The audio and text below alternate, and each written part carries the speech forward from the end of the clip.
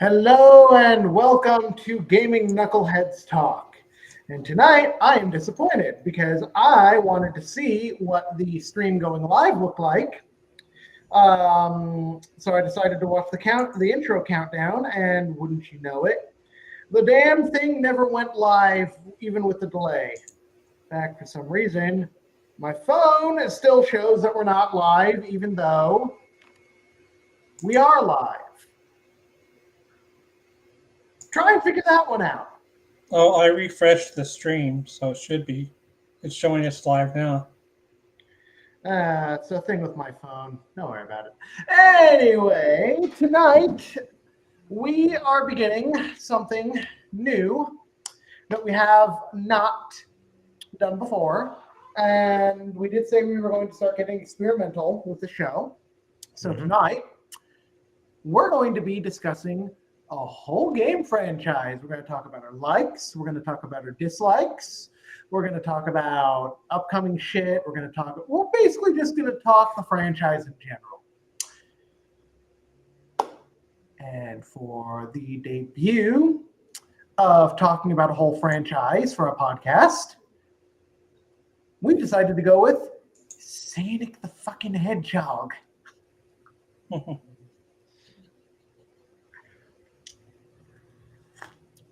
First off, I want to start out by saying, for shame to all the Sonic tubers out there, because they constantly talk about, oh my god, look at this. It's like Sega doesn't even care. What are they doing with this? I hate to break it to everybody because people like to leave out something conveniently when it helps them criticize bad decision making, especially by a company that's already made one thing clear. And Ishihara himself. Ishihara is the guy who runs Sonic Team, right? He shares the same last name as the head of the Pokemon company. I believe so, yeah. I'd have to look it up. Team is headed up by Takashi Iizuka. Mm-hmm. I was ready to blame the head of the Pokemon Company International for what I'm about to say about Sonic. Ishihara has gone out and said, and I don't remember if I read it in an article or if it was just covered in a YouTube video, but Ishihara has gone on record, unless Sega and or Sonic Team deletes older tweets, there should be a tweet somewhere out there in which he flat out admits, we don't care about Sonic. He has flat out said this. He has said they do not care about Sonic. That they're going to do whatever the hell they want with the IP. If it works, yay. If it doesn't work, then the fans are to blame for not liking what they chose to do. Wait, I don't think it's Ichihara because I just Googled Ichihara Sonic. His name, it didn't come up. Takashi Ishihara? Yeah. Well, then Wikipedia must be outdated because it says that the key people, the studio head, is Takashi Iizuka. Mm-hmm. Shut up. Anyway, it's like Sonic tubers are pretty much like, well, here's the thing. This new Sonic game sucked. It's like they don't care. Where the hell have you been? Iizuka has literally gone out and said, we're going to do whatever the hell we want with the Sonic franchise. We don't care what the fans like and dislike. We don't care about what makes the franchise good. We care about doing whatever the hell we want. Kind of like Game Freak seeing Pokemon as nothing more than a cash cow, so they make bad decisions and then constantly tell lies about it, knowing that brand recognition will be a thing. Mm-hmm. Only difference is it's less about brand recognition and more about the more toxic side of the OC community in terms of art and original characters. You know, name one other fandom besides Sonic the Hedgehog. both of you. One other fandom. OC, Do Not Steal. Does the Pokemon fandom do that with their original characters? Nope. Exactly. The Sonic the Hedgehog community is so pent up about the idea of anthropomorphic animals that they are literally the only fandom out there that will make an original character and then stamp a giant OC Do Not Steal fan work on it. Mm-hmm. I mean, I don't know like if there's like a fried brain cell or something, but I think it goes without saying that if it's your original character, people shouldn't be stealing it and claiming it as their own. Like I see people make like fake mon all the time, and nobody bothers to steal other people's designs.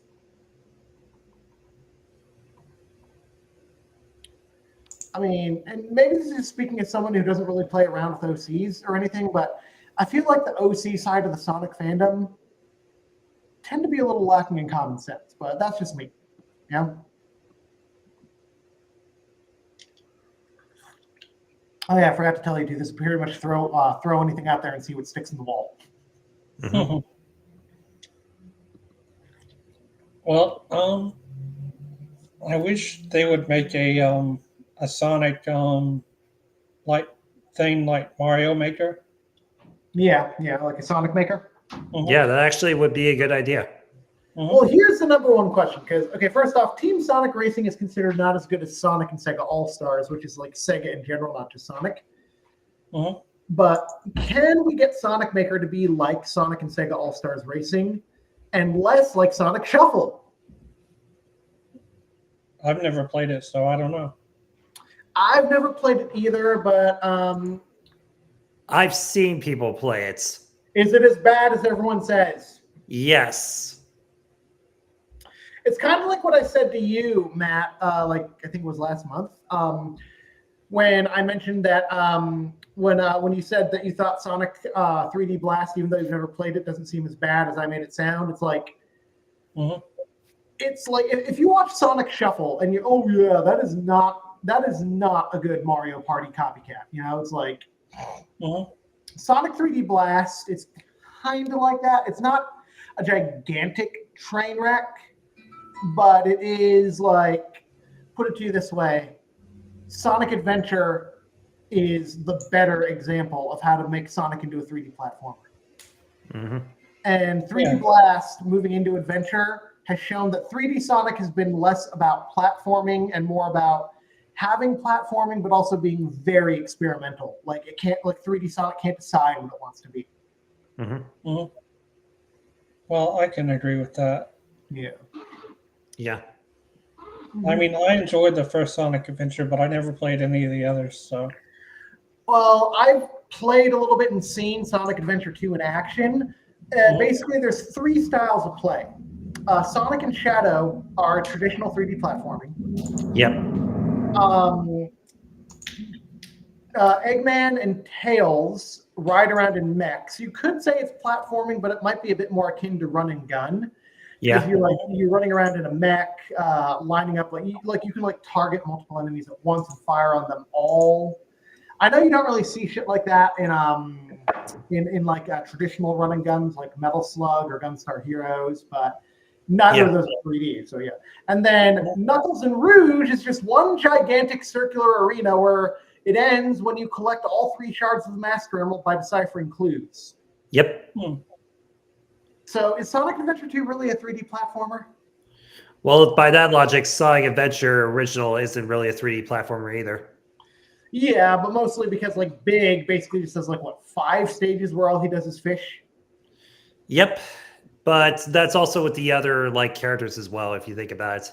Yeah, but I've only really played most of Sonic's story. Don't like Tails and Knuckles kind of get more the platforming treatment like Sonic did. They didn't really turn into Tails is more of a race related one where you're basically going and trying to beat someone through there. Knuckles is more of a platformer because it's basically similar to what happens in Sonic Adventure 2, only except a little bit different, and I don't think they have as many clues.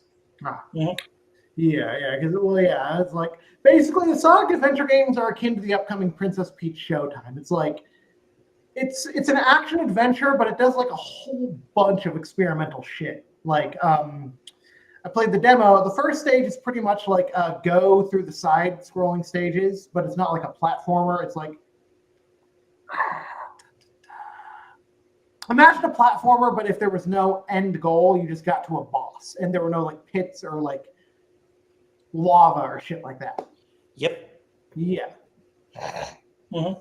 I mean, I would say watch the Sword Fighter Peach stage in the demo if you guys can't get a hold of it to play it before it comes out. And then, like, there is nothing like that in the Patissiere stage. You literally just start out by going up to a gate, bonking some enemies, and then you go through the gate and you go into a room, you grow some stuff, and then you play some mini games to basically bake cookies and cakes for the Sweets Festival. So it's like Princess Peach Showtime isn't exactly an action adventure. It has action adventure elements, but it's more of an experimental, like this game has zero identity. I've heard some people on YouTube like use that phrase to describe it. That's kind of how the Sonic Adventure games are. They have no identity. Yeah. Yeah. I'm going to come out and just say one thing that I wanted to say, but I didn't want to turn the whole bad reviews bit into just a Sonic Superstars review. But you guys remember last week when I talked about how Sonic Superstars, there's like no replay value, even though some of the shit you have to do requires you to replay? Well, look at people criticizing Sonic Origins. It's not worth the price tag. It's just not that good of a game. You're better off just doing the ROMs and the emulation instead of buying this game. Here's the difference between spending $40 on Sonic Origins Plus and spending $60 on Sonic Superstars. As lackluster as the content of Origins is, it has more replay value than Superstars ever will.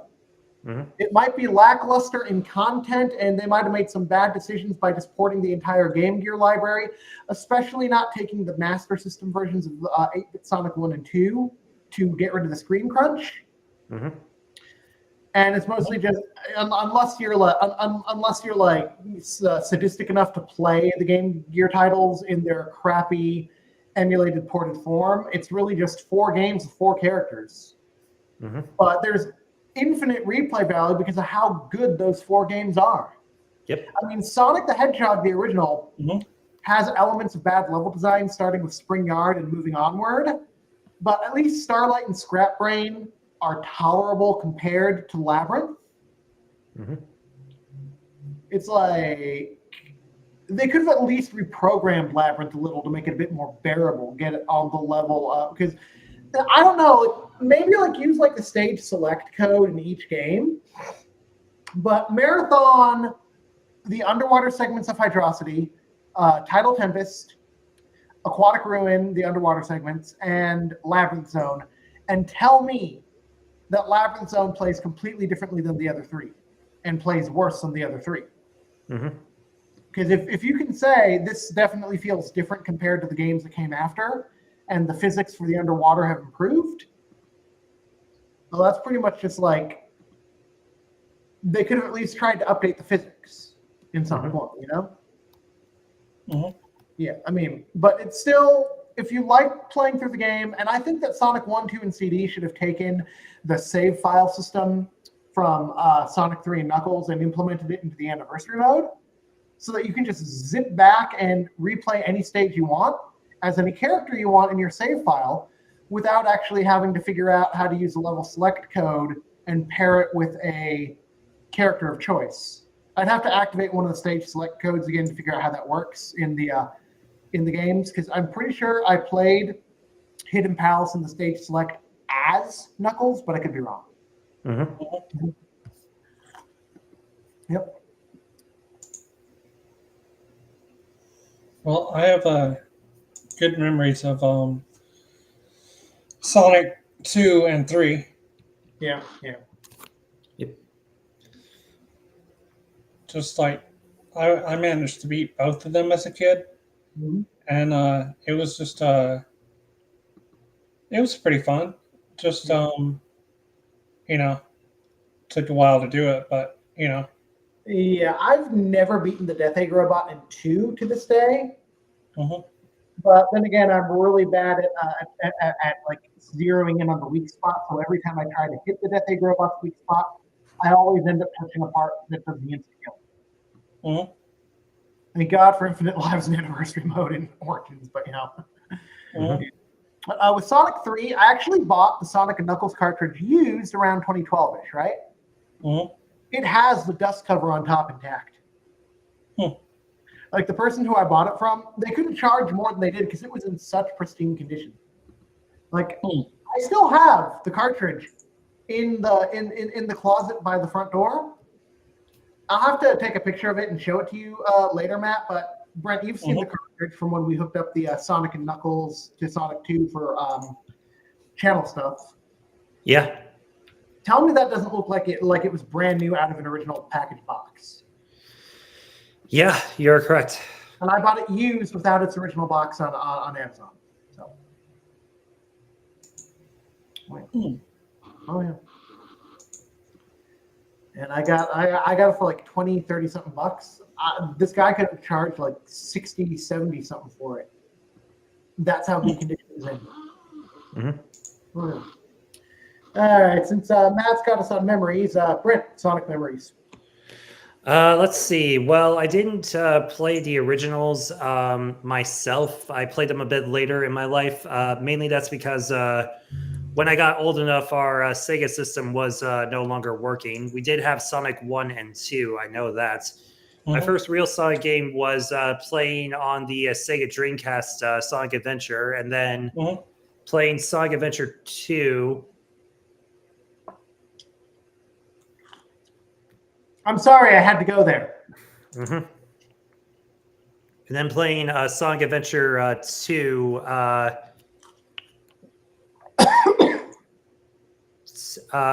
the GameCube when that came out. Mm-hmm. And then most of my other Sonic related memories are playing any of the games with you, Gear. Mm-hmm. Which has mostly so far been Sonic 2 and Knuckles. But what I do want to do is I want to continue the Sonic 3 and Amy live stream that I started. Yeah. By continuing onward, and I was going to have you present for that because one, I love Ice Cap Zone. It's not that bad a stage, but some of the I think it'd clear faster if you were in the driver's seat for that stage. And that's pretty much where I am in stream wise. Mm-hmm. And couple that with the fact that it took me a few days to beat Launch Base Zone because somehow my dumbass got turned around 5 times in Act 1. Yep. Not something that normally happens when I play through Launch Base in like an older version of the game. Yep. If Sonic Colors had, like, if the Wii version had been more, like, less gimmicky and more of, like, traditional platforming, like how Unleashed's morning stages are traditional platforming, or just straight up take, like, what became of the 3D platforming of Generations, or if Colors Ultimate, if they had just used the DS as the base and added some new shit to it, that's something we'd be streaming. And we're like playing, yeah. I mean, what I got to do, Brent, is I got to show you how bad the gimmicks get in Asteroid Coaster Act 2. Like, let me put it to you this way. You know how you curse when you get mad at a game? Yeah. The way that the gimmicks are, people would have to invent new curse words just to rage properly. Like, after about 45 minutes of getting stuck on this really shitty anti-gravity segment and getting a sore wrist, I was like, yeah. My initial observation of saying it's just too gimmicky to be good and that the DS version is superior because it sticks to platforming and implements the Wisp gimmick into it without getting too experimental and gimmicky otherwise. Mm-hmm. Because like Aquarium Park, Act 6, there's actually a split path. Like there's an area, like you start out in a 2D platforming segment underwater. When you get out, it switches to a 3D view as you cross through the checkpoint. Mm-hmm. And then there's an area you have to run and you have to time your jump. There's a gap. If you time your jump correctly, because you can do that, you can do that thing where when Sonic's in the air, he can spin dash in the air. Yeah. If you time your jump correctly, if you go too early, he'll spin dash but fall down the gap. If you go too late, he won't be able to spin dash in midair as he jumps. You have to find, it takes a little bit, it's a little bit, but that felt like a rewarding challenge. Yep. And then I got to the fork in the road. I took the left fork and I was like, it looks like a dead end. I didn't even notice the prompt telling me to slide underneath the gap. Okay, I'm supposed to go through this fork in the road off this hidden path. The hidden path has a challenge. It did not feel rewarding, and for some reason, when I did the light speed dash correctly, it purposefully turns you around and causes you to lose a life, or at least now that there are no lives in Ultimate,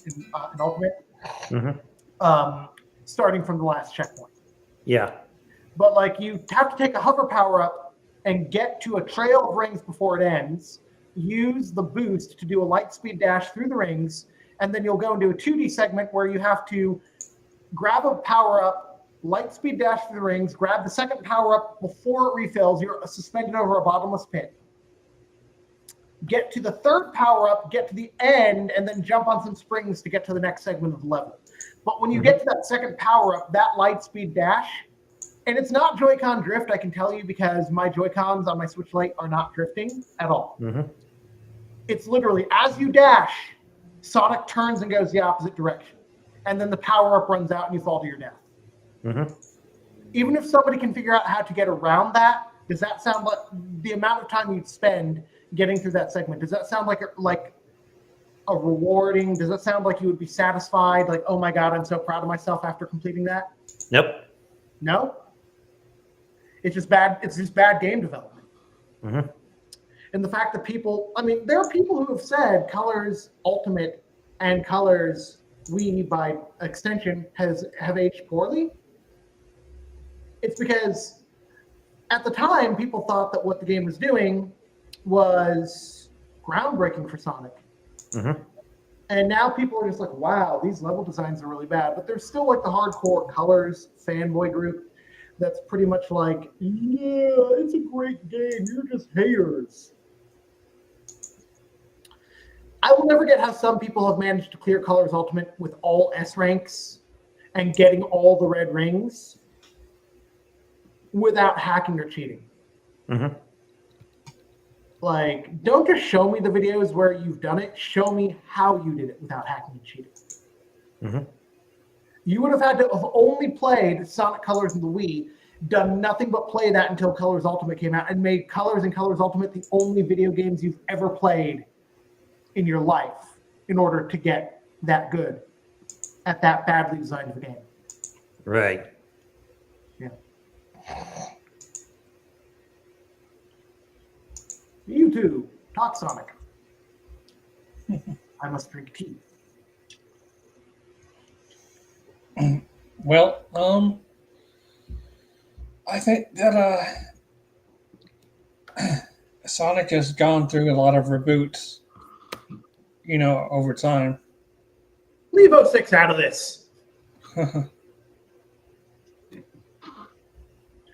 So, it's just like, I guess they'll keep rebooting until they find something that really, that people really want. In my opinion, the Sonic's best 3D platforming ever was Generations. If they would just stick to making it a platformer, and like 2D Sonic, you'd be hard-pressed outside of Superstars and Blast on the Game Gear, I'd wager, to find badly designed 2D Sonic games. I think the vast majority of all 2D Sonic games, except for the 3DS port of Boom, the first one, not Fire and Ice. Fire and Ice was its own separate thing, but Okay, Rise of Lyric and Shattered Crystal. Which one was on the 3DS and which one was on the Wii U? Rise of Lyric's on the Wii U. Yeah, like Shattered Crystal, Sonic Blast, and Sonic Superstars. I think those are by far the only 3 bad Sonic 2D platformers. I could be wrong. There could be heavily popular opinions outside of surrounding other games, but people heap praise on like the Sonic Advance trilogy. People are love-hate about Sonic Rush, but I see a lot of Rush Adventure being overwhelmingly positive with very minor complaints, you know? Colors on the DS is considered an amazing 2D platformer. And of course, the classic era, I mean, 8-bit 1 and 2 on the Game Gear, they're not bad, they're just not playable on the Game Gear compared to the Master System because of the screen crunch. Whereas Chaos and Triple Trouble were designed with the Game Gear screen in mind. Yeah. So it's like either Sonic just needs to knock off the 3D gimmicks and just stick to the 2D. Oh wait, Knuckles' Chaotix would be considered bad in a sense that it was interesting for what it was, but it failed to set out to be an experimental innovation in 2D platforming. So like either drop the 2D shtick, drop the 3D shtick and stick strictly to making Sonic all about 2D platforming with games built around his classic counterpart and games built around his modern counterpart, or make 2D and 3D Sonic games, but take 3D to the level of the 3D stages of Generations. Like, Forces had a lot of issues, but one of the biggest issues, and it only worked in Sonic 2 8-bit because that was a different time, and the way that the stage is different. I mean, in a platformer, you tend to go left to right, but you almost, unless you're playing a Sonic game, you almost never go right to left in a platformer, correct? Correct. Bridge Zone in Sonic 2, in Sonic 1 on the Game Gear was an auto-scroller, but you never moved to the right. Yet the auto-scrolling stages in Sonic Forces, you move to the right in certain aspects. It's like the moving wall in Hydrocity, but worse. It's like the moving wall is pretty easy to get around, but actual auto-scrolling has no business in the Sonic game, especially one where you have to move to the right to continue. So where you have to move to the left to continue heading rightward to the end of the stage. Right. So it's like that, and like the final boss, when I got to like the Wispon classic character segment, I was like, that's it, I'm done, I finished the game. I didn't even move to the final boss segment. That's how bad the final boss was. Yeah. And like Frontiers, a lot of people say it's good and that with some tweaking, the open zone format could be the new norm. And that's what they want for the upcoming 2025 Sonic game that has been announced but not officially named. But the problem is bad marketing, as I've said before. What they did was they basically showed an unfinished level. And like, take a look at this open zone from Sonic Frontiers. It was literally just Sonic running around, no enemies, collecting rings, solving a couple of glyph puzzles. A lot of what ended up in the final product was not shown. Like, that zone was too early on in development to be shown, and they chose to show it. And people were like, this game looks bare bones and empty, and you want to charge $60 for this? Sega's response should have been, this is an unfinished stage. We just want to show off what the open zone concept is going to be like as the game comes together. Here's what their actual response was. The people criticizing this gameplay demo just don't understand what we're going for. In other words, they made it sound like they meant for that to be the finished product. Yeah. And took it as a way to insult the fan base. The bad marketing alone is why I haven't been really okay with giving Sonic Frontiers an honest try. Because if I buy the game because it's good, that's one thing. But if I buy the game, they're like, oh, somebody must have really seen that stuff we put out before the game's release and liked it. I don't want to feed into the bad marketing jargon, you know? Yep. Because, I mean, with Pokemon, it's like, it's functional, but at least you get what's advertised, you know? Yep. I'd rather pay money for a bad game that was advertised as a bad game than pay money for a good game that was advertised as a bad game because the developers are massive fuckheads. Yeah. And speaking of functionality, I have actually, I believe it was Jay's reviews, but there's one of the bigger Sonic tubers, and he's not a Sonic tuber. But he did like a whole bunch of Sonic retrospectives over like marathon like 3 or 4 years in a row. It was either him or someone who actually strictly does Sonic mostly. Pretty much made it a point to point out that Sonic 06 is functional. And you can play the game to completion.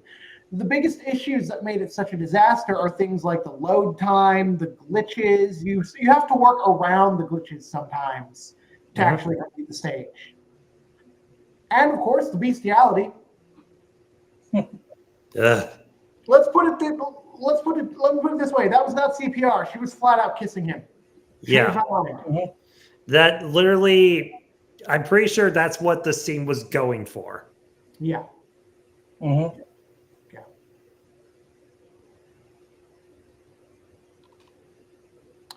So either Elise is into bestiality or she's a closeted furry. But Sonic ain't a human, so if she's a closeted furry, is it still bestiality? If it's a human in a fursuit fucking a hedgehog, just because hedgehogs anthropomorphic. Well, I choose to say no comment because I'd rather not get into that. I choose to say anyone I know at anime conventions who also happens to be a part of the furry community, I could be like, hey, settle this debate for me about Sonic 06, and if Elise was a closeted furry, would it still be bestiality? Because it's like, you could have taken the scene in a completely different direction. Yeah, you could have. I mean, how often does Eggman try to romance any of the older female characters like Rouge? Never. Exactly.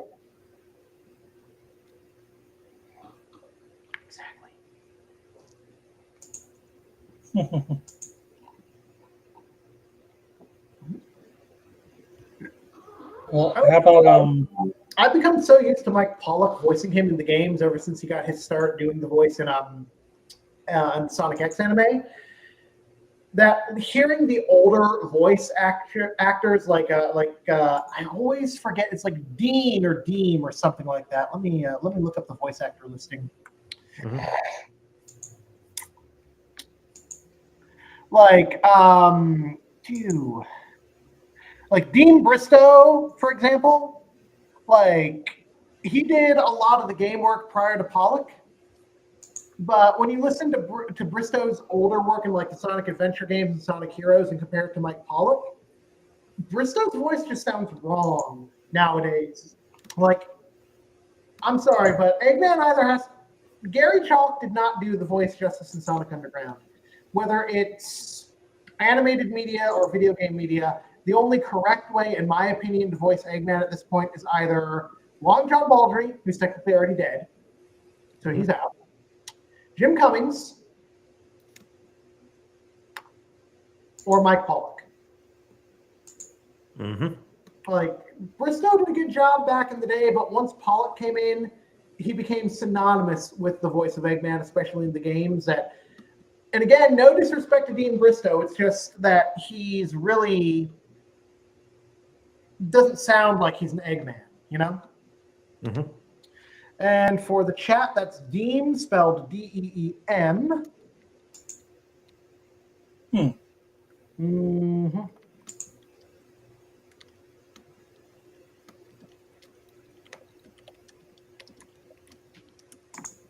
But yeah, it's like, but yeah, I mean, yeah. Oof. All right, let's get off the topic of Elise and her bestiality, shall we? Mm-hmm. Yeah. What do you move us along? Hmm? What do you move us along? Well, I would say like favorite like what's your favorite Sonic game? I'll give you my top 5 in no particular order because I'd actually have to take the time to cobble out the list. Hmm. Sonic Rush Adventure, Sonic Colors on the DS, Sonic the Hedgehog 2.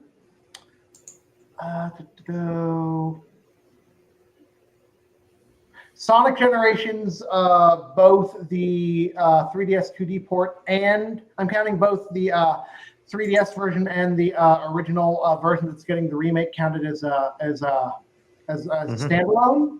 Yeah. And out of all the ones I've played, I'm going to venture into spin-off territory and say 5th on that list is Sonic Spinball. Mm-hmm. The Genesis version, I've heard the horror stories about the Game Gear version, so I've never tried it. Mm-hmm. But I have the Genesis version. Yep. I may be good at pinball, but Sonic Spinball, not my forte. We'd have to figure out who amongst us, not just all 3 of us here, but out of all of our friend group in general, who has the skill to sit in front of the camera and clear Sonic Spinball Mm-hmm. on the Genesis. Yeah. Your turn, Brent. For me, considering, as I said, didn't play too many when I was young and only have played more around here. I only have like 3 that I would say that I really liked. Sonic 2, Sonic Mania, and Sonic Generations. Mm-hmm.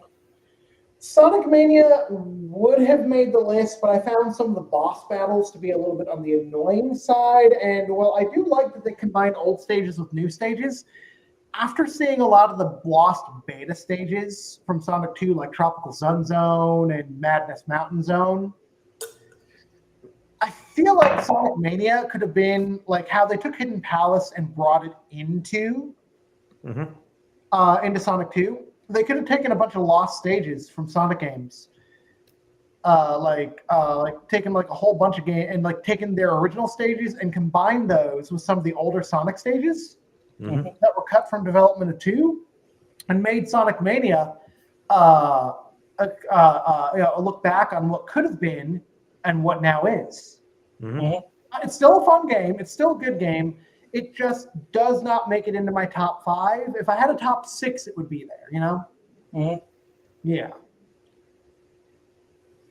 But or at the very least, I could have balanced out with more original stages, like maybe like a half and half.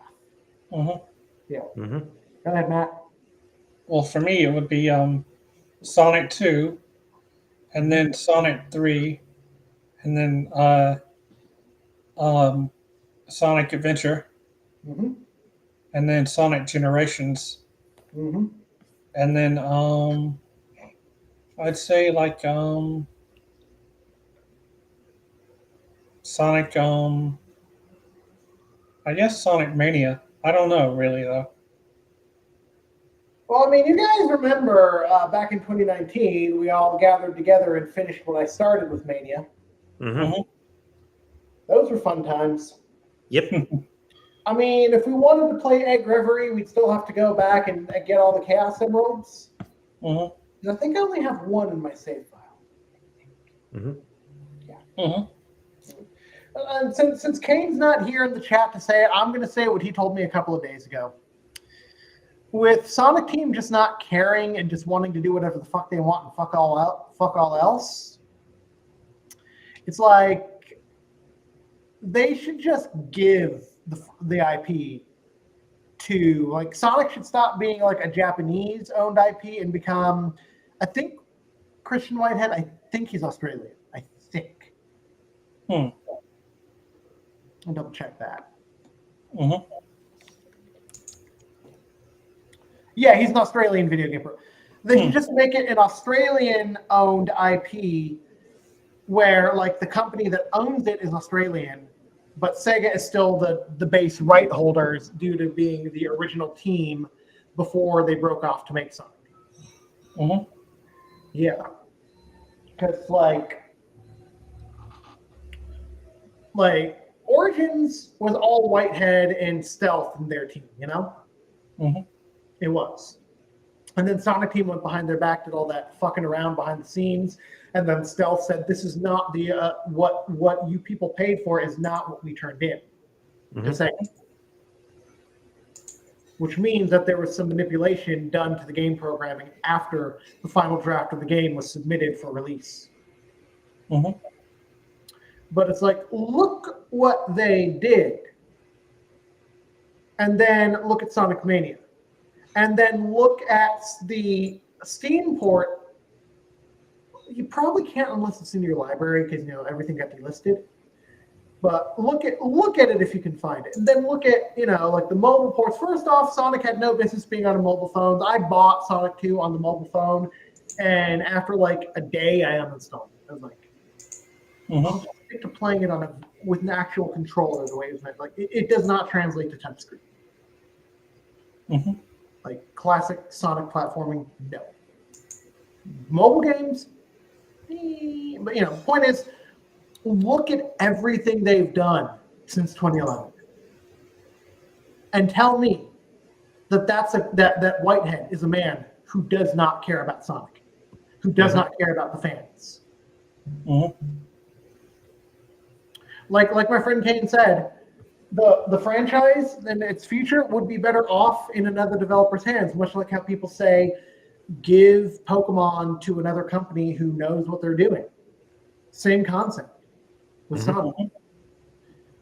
Like there's going to be with Sega in charge, with Sega and Sonic Team in charge, there's going to be some good games, there's going to be some bad games.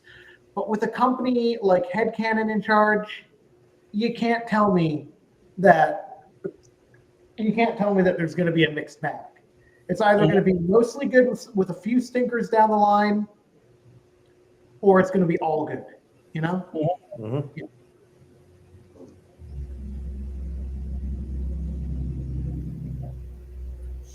Anyway, any more on the subject of the blue blur, or shall we call it a night? I don't have much else to say. I'm good. All right. Well, in that case, that speech about other developers caring was, I guess, as good a wrap up as any. So we will see you all in the next one. Mm-hmm. Bye. In the words of Real White as Sonic the Hedgehog, gotta roll, troll. Mm-hmm.